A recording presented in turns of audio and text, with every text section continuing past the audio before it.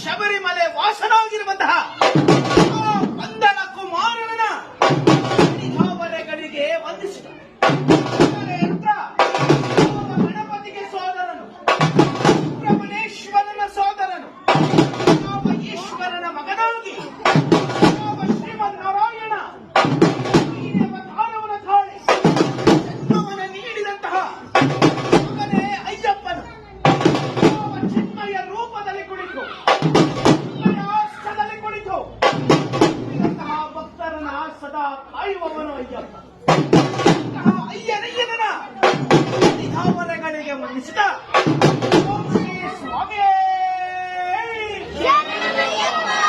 ಓಂ ಶ್ರೀ ಸ್ವಾಮಿಯೇ,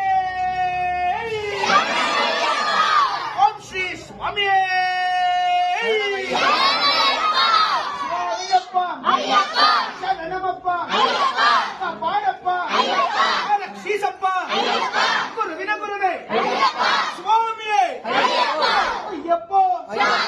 ಸ್ವಾಮಿ ಶರಣ, ಅಯ್ಯಪ್ಪ ಶರಣ, ಸ್ವಾಮಿ ತಿಂದ ಕತ್ತೋ, ಸ್ವಾಮಿ ತಿಂದ ಕತ್ತೋ,